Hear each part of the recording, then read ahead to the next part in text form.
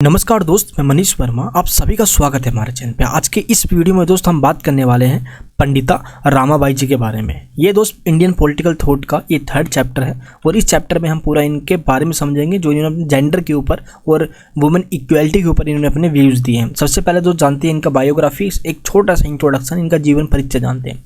दोस्त भारत के अंदर जैसे कि हमने देखा था राजा राम मोहन जी जो थे वो भारत में सबसे पहले फेमिनिस्ट हुए, जो एक पुरुष में एक दोस्त मेल में जिन्होंने इंसानों के अंदर महिला और पुरुष में समानता की बात करी। ठीक है, एक पुरुष में है ना, एक मेल कम्युनिटी के अंदर, बट एक फीमेल कम्युनिटी में जो सबसे फर्स्ट जो फेमिनिस्ट थी वो थी कौन? पंडिता रामाबाई जी। तो इनको फर्स्ट फेमिनिस्ट यानी पहली नारीवादी कहा जाता है, जो नारियों में और पुरुषों में यानी कि महिला और पुरुषों में समानता की बात करती है, मेल और फीमेल इक्वलिटी की बात करती है सबसे पहले। आखिर इनका जो जन्म है वो एक ब्राह्मण परिवार में हुआ था, 23 अप्रैल 1858 को हुआ था। भारतीय तो जितने भी विद्वान थे यानी जो इंडियन स्कॉलर्स थे इनको सरस्वती नाम से पुकारते थे। बचपन की एक दुर्घटना उनके साथ हो गई थी। इनके पेरेंट्स यानी कि इनके जो माता पिता हैं उनका दोस्त देहांत हो गया था और उसी बीच इन्होंने ये सोचा कि क्यों ना मैं जो भारतीय समस्याएं हैं, जो इंडियंस की जो प्रॉब्लम्स है जाति पाति की और महिलाओं की, उनको समझने की कोशिश करें। इसलिए दोस्त इन्होंने क्या किया, महाराष्ट्र से ये कोलकाता यानी बंगाल में गए। भारत के अलग अलग स्टेट में दोस्त, जैसे नॉर्थ ईस्ट स्टेट हो गए हमारे साउथ में, ये सभी जाकर उनकी समस्याओं को समझा इन्होंने। और इसी बीच इन्होंने अलग अलग लैंग्वेज को सीखा। दोस्त जैसे बांग्ला हो गया, इनको बांग्ला भी आती थी, मराठी भी आती है, दोस्त आगे चल के इन्होंने इंग्लिश भी सीखा। इसी के साथ इनको टोटल 7 लैंग्वेज की नॉलेज थी। और पेशे से दोस्त ये एक इनका जो बाय प्रोफेशन से एक शिक्षक थे, एक विद्वान थे और एक नारीवादी यानी फेमिनिस्ट और समाज सुधारक यानी कि सोशल रिफॉर्मर थे। आगे चल के जब इनको ये लगा कि महिलाओं में हमें सुधार करना है तो इन्होंने एक पूरी एक कम्युनिटी बनाई, पूरी एक सोसाइटी बनाई, पूरी कम्युनिटी लोगों का एक समूह बनाया जिसके अंदर महिलाओं को इसमें शामिल किया, जिसका नाम था आर्य महिला समाज यानी कि आर्य महिला समाज। एक ऐसा सोसाइटी, एक ऐसा ग्रुप जिसके अंदर महिलाओं को शामिल किया गया और बाल विवाह का विरोध किया गया यानी क्रिटिसाइज किया गया चाइल्ड मैरिज का, क्योंकि ये बिल्कुल सरासर गलत है। इनके द्वारा ये कहा गया हिंदू धर्म के अंदर जो बुराइयां हैं उसको क्रिटिसाइज करके आगे चल के जब ये इंग्लैंड गई तो वहाँ पे इन्होंने ईसाई धर्म को स्वीकार कर लिया यानी कि कन्वर्ट हो गई हिंदू से क्रिश्चियनिटी के अंदर। ठीक है दोस्त, और इन्होंने इसी टाइम अपनी एक बुक लिखी थी जिन्होंने इस बुक के अंदर दोस्त इनकी पूरी बायोग्राफी है और जो हिंदू धर्म के अंदर क्या बुराइयां है और दोस्त इन्होंने जो अपने विचार दिया है जेंडर के ऊपर, मेनली वो the high cast Hindu women, इस बुक के अंदर अपने इन्होंने विचार दिया है। दोस्त जब जिस टाइम के ये हैं उसी के आसपास के टाइम के दोस्त स्वामी विवेकानंद जी भी थे।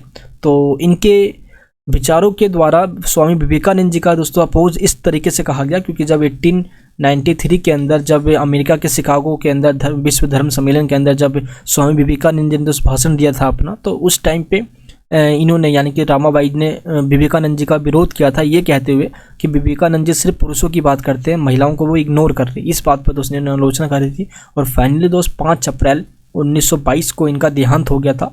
5 अप्रैल को दोस्तों वेस्टर्न कंट्रीज के अंदर चर्च के अंदर एक सेलिब्रेट किया जाता है रामाबाई जी के नाम पे, क्योंकि क्रिश्चियनिटी को इन्होंने अडॉप्ट कर लिया था, कन्वर्ट हो गए थे ये, तो इसलिए 5 अप्रैल को किया जाता है। भारत में दोस्तों इनको काफ़ी इंपॉर्टेंस दिया जाता है, इनके नाम पर डाक टिकटें भी निकाली गई है भारत के अंदर। तो इस तरीके से भारत में एक महिला सुधारक में जिन्होंने महिला की ज़िंदगी में सुधार करने के लिए अपना पूरा जीवन लगा दिया। इसको लेकर कुछ क्वेश्चंस बन सकते हैं इस टॉपिक के ऊपर, तो वो कौन कौन से ऐसे क्वेश्चन हैं हम देख लेते हैं। देखो, हिंदू समाज के अंदर जाति और लिंग पे रामाबाई जी के विचार पूछे जा सकते हैं। इसको ही दोस्त और में पूछा जा सकता है आपसे, जेंडर संबंधी जो विवाद है रामाबाई का योगदान बताइए, आप आलोचना भी करनी है। पंडिता रामाबाई के दोस्त जो विचार हैं जेंडर के ऊपर उसकी आलोचना करना है। पंडिता रामाबाई के अनुसार भारतीय समाज ज्ञान परंपरा के आलोक में भारतीय स्त्री की स्थितियों का वर्णन करना है, यानी कि इन्होंने दोस्त इंडियन जो वुमेन है उनकी पूरी कंडीशन को इन्होंने डिस्क्राइब किया हुआ है। स्त्री पुरुष से संबंधित पंडिता रामाबाई के विचार बताना है और समकालीन समय में इनका क्या रिलेवेंस है, जो इनकी विचारधारा या जो इनके व्यूज़ थे दोस्त। इसी को मैंने यहाँ पे इंग्लिश मीडियम में भी दिखा दिया है, आप यहाँ पे देख सकते हो। चलिए तो टॉपिक को हम स्टार्ट करते हैं। एक छोटा सा जो हमारा जो टॉपिक है ये आप पंडिता रामाबाई जी के बारे में, तो अब आप ये चीज़ समझोगे। तो पंडिता दोस्तों रामाबाई जी, इनके जो विचार है दोस्त मेनली वो जेंडर के ऊपर है। किसके ऊपर है? लिंग के ऊपर है, जेंडर इक्वलिटी के ऊपर है। तो इस टॉपिक में अब हम समझने जा रहे हैं पंडिता रामाबाई जी के विचार जेंडर यानी कि लिंग के ऊपर। चलिए दोस्तों टॉपिक को स्टार्ट करते हैं। सबसे पहले दोस्त बता दूं, इन्होंने समाज सुधार के अंदर अपनी पूरी ज़िंदगी लगा दी। स्टार्टिंग से ही इन्होंने शुरू से ही अपने बचपन के ही टाइम से लगभग तो जब ये कह सकते हो कि जब ये 9-10 साल की थी, जब से ही इन्होंने समाज सुधार में अपनी पूरी ज़िंदगी लगा दी। जब इनकी शादी हुई थी ठीक 2 साल बाद ही इनके पति का देहांत हो गया था। उसके बाद से तो ये विधवा हो गई थी। तो विधवा होने की वजह से इनके साथ जो जुल्म इनको सहना पड़ा, क्योंकि ये उच्च ब्राह्मण परिवार में इनका जन्म हुआ था, और दोस्त ब्राह्मण परिवारों के अंदर विधवा हो जाने के बाद उनके साथ काफ़ी जातियाँ किया जाता है। जैसे कि दोस्त अलग कमरे में बिठाना, एक टाइम का ही खाना देना, कोई भी अगर हम कोई उत्सव बना रहे हैं, कोई सेलिब्रेट कर रहे हैं, उस चीज़ में उसको इन्वाइट ना करना, उनसे बिल्कुल दूर रहना, दोस्त बाल तक कटवा देना। तो ये काफ़ी सारी जातियाँ की जाती थी विधवाओं के साथ। तो इन्होंने बाल विधवाओं को, जो बच्चे में ही विधवा हो जाते थे, 10-12 साल में दोस्तों विधवा हो जाते थे, तो इन्होंने उनमें सुधार करने की बात कही, क्योंकि इन्होंने खुद ये जुल्म झेला था अपने ऊपर। आगे चलकर दोस्तों कलकत्ता और बंगाल प्रेसिडेंसी में गए, उनकी यात्राएं की, और आगे चलकर दोस्तों इन्होंने एजुकेशन के ऊपर, वुमेन एजुकेशन पे और वुमेन एम्पावरमेंट पे अपने विचार दिया, और समाज के अंदर महिला सशक्तिकरण पे दोस्त अपने पुखर विचार दिए इन्होंने, और शिक्षा के ऊपर। इसलिए दोस्त भारत के फर्स्ट फेमिनिस्ट भी कहलाए, और पूरे भारतीय समाज के अंदर महिलाओं के एक कह सकते हो कि एक बहुत बड़ी लीडर बन के उभरी है, क्योंकि महिलाओं की आवाज़ उठाने वाली उस टाइम सबसे पहली नारी हुई है।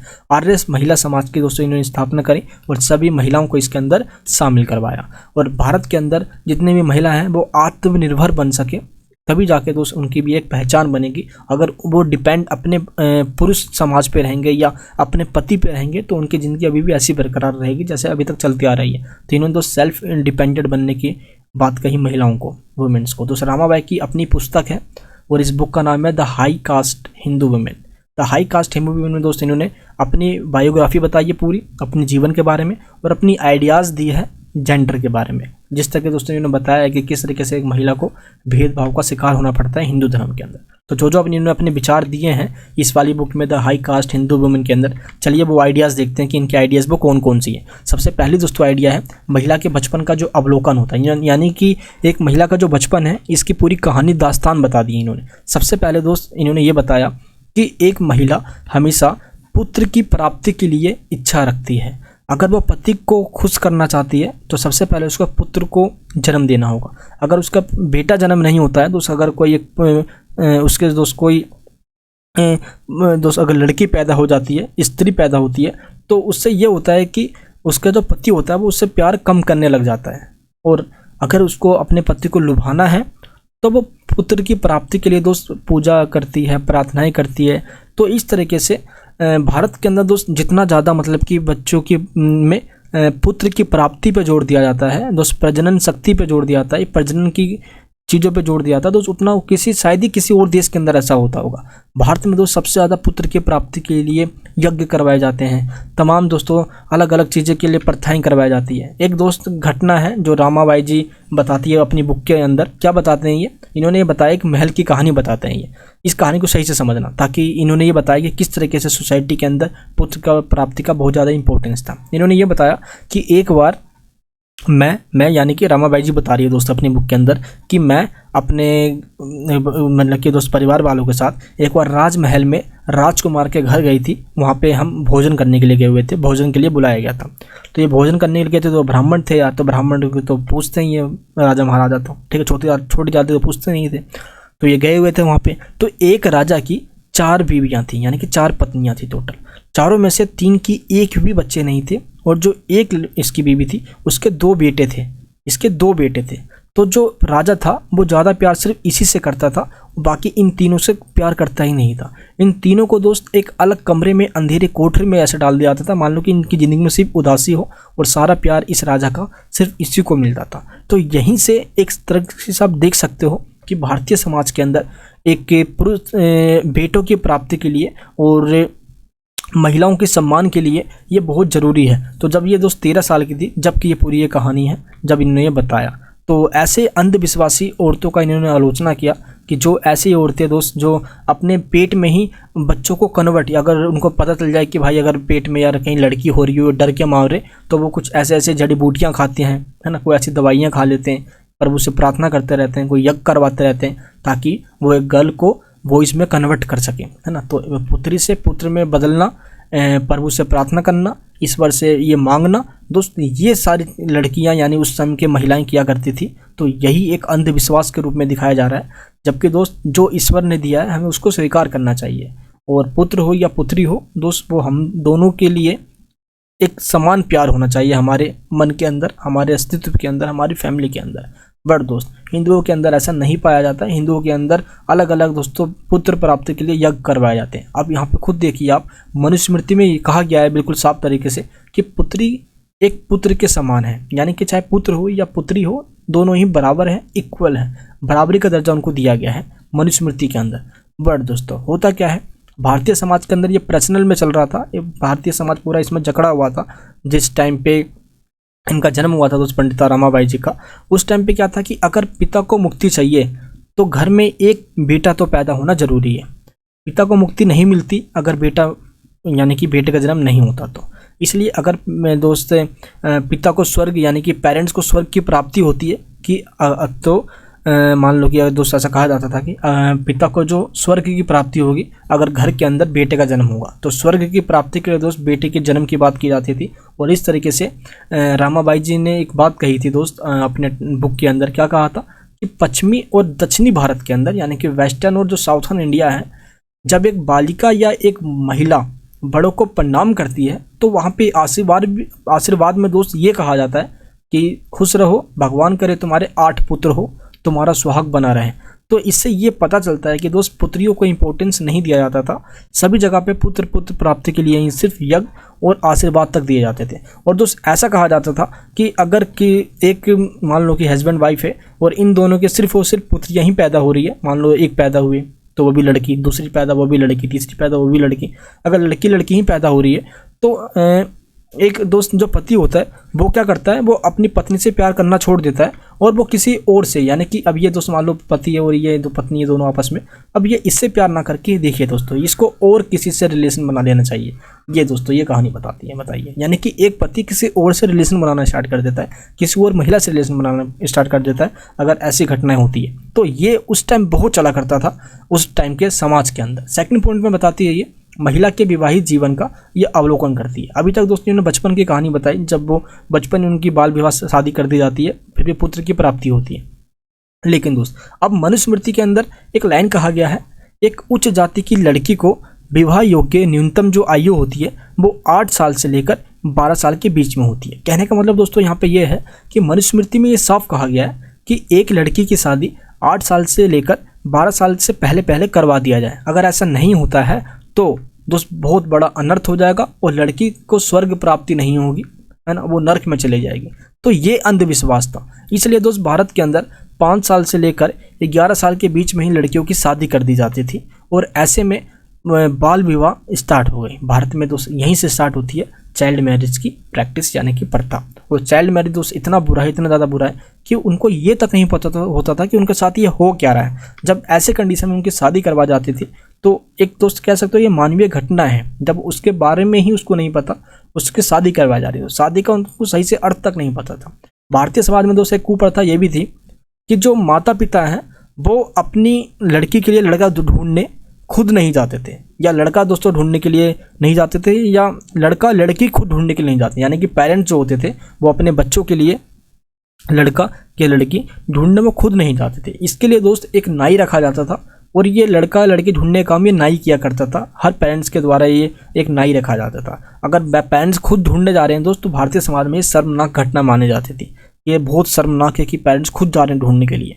क्या इनके पास कोई आ नहीं रहा, क्या कोई दिक्कत है इनके घर बच्चों में? इस वजह से दोस्त ये शर्मनाक माना जाता था और नाई को रखा जाता था ताकि ये मीडिएटर की भूमिका निभा सके।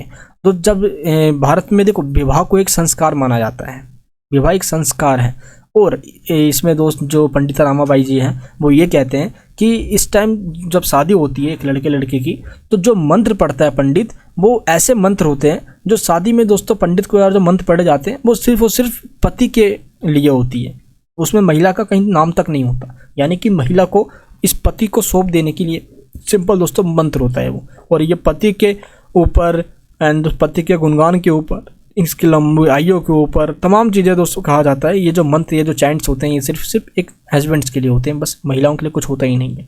विवाह के बाद गोत्र तक चेंज कर दिए जाते हैं।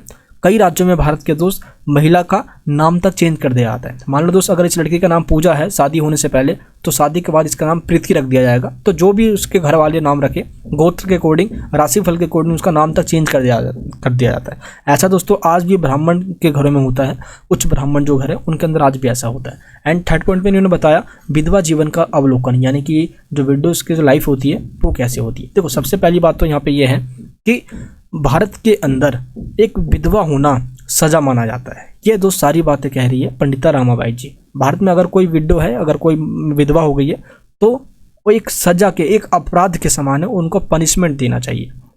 इसी में दोस्तों उन्होंने एक बात बताई है यहाँ पे कि जो कोई विधवा होती है जवानी में, है ना, मान लो दोस्त वो 15-20 साल की है और वो विधवा हो गई है, और कोई बूढ़ी में कोई बूढ़ी जब हो जाती है तब वो विधवा होती है। तो अगर वो बूढ़ी में विधवा हुई है तो वो सही माना जाता है भारतीय समाज के अंदर, और कोई जवान में विधवा हो गई है दोस्त, इसका काफ़ी अत्याचार किया जाता है इनके साथ, और ये काफ़ी गलत माना जाता है, ये काफ़ी अभिशाप माना जाता है एक लड़की के लिए। तो ये भारतीय समाज की सच्चाई रही है। ये सारी बात दोस्तों कौन, पंडिता रामाबाई जी कह रहे हैं। एंड इसके बाद ये कहते हैं कि विष्णु पुराण के अंदर कहा गया है दोस्त, विष्णु जैसे कि हमारे जो जितने पुराण हैं, जैसे कि विष्णु पुराण, मत्स्य पुराण, अग्नि पुराण, दोस्त काफ़ी सारे हमारे पास पुराण हैं जैसे कि, ठीक है। तो इन पुराणों में सबसे जो विष्णु पुराण है, इसके अंदर ये कहा गया है कि पति की मृत्यु के बाद, इसके बाद अगर पति की मृत्यु हो जाती है तो पति की मृत्यु के बाद महिला या तो सदाचारी बने, सदाचारी मतलब कि वो कभी शादी ना करे, या पति की चिता के ऊपर बैठ जाए, यानी कि दोस्त सती प्रथा की जो प्रैक्टिस थी वो हो जाए। तो ये दोस्तों कहा गया विष्णु पुराण के अंदर, इसलिए इस चीज़ की आलोचना की पंडिता रामाबाई जी ने। या दोस्त ये भी कहा गया कि जो विधवा हो जाती है उसको सर मुंडवा लेना चाहिए। दोस्तों अगर प्रेम रोग मूवी में आपने देखा हो दोस्तों, इस घटना को दिखाया गया उसके अंदर, वो तो भाभी आ जाती है और इस चीज़ में वो रोक देती है, बट उस मुंडवा हो जाती है। बट ये घटना दोस्तों भारत के अंदर थी। विधवा को एक टाइम का खाना दिया जाएगा, अगर घर में कोई उत्सव, कोई फेस्टिवल सेलिब्रेट किया जा रहा है तो कोई घर में विडो है तो उसको नहीं बुलाया जाएगा। तो ऐसी दोस्तों घटनाएं भारत में देखने को मिलती है। आगे चल के दोस्त अपनी ज़िंदगी में इन्होंने इन सभी चाइल्ड मैरिज को ख़त्म करने के लिए, जो विधवा विवाह यार है ना, ये इसको बिल्कुल मतलब कि जो विधवा जो लोग होते हैं उनके साथ जो अत्याचार होता है उसको ख़त्म करने के लिए, बाल विवाह को ख़त्म करने के लिए इन्होंने दोस्त महिलाओं के एजुकेशन पे पंडिता रामाबाई ने अपना पूरा ज़िंदगी लगा दिया, और दोस्त बहुत बड़ा इन्होंने कंट्रीब्यूशन दिया ताकि आगे चल के ये ख़त्म हो सके।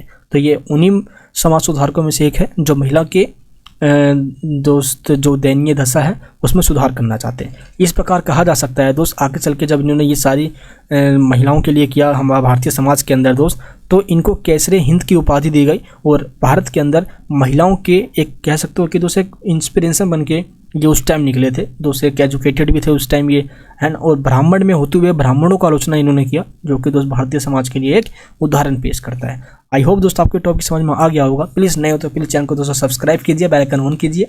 इस टॉपिक के स्लाइड्स के लिंक नीचे डिस्क्रिप्शन में है, बाकी दोस्तों नोट्स भी मैंने आपको नीचे दे दिया डिस्क्रिप्शन में, जाइए आपको डाउनलोड कर लीजिए। मिलूंगा आपसे नेक्स्ट वीडियो के अंदर। सब्सक्राइब करके ये बेल आइकन ऑन कीजिए ताकि ऐसी वीडियोज़ आप जल्द से जल्द आपके पास नोटिफिकेशन है और आप उसको देख सकें। ये वीडियो आपको कैसी लगी मुझे नीचे जल्दी दोस्तों जाइए और कमेंट बॉक्स में बताइए। जय हिंद, जय भारत।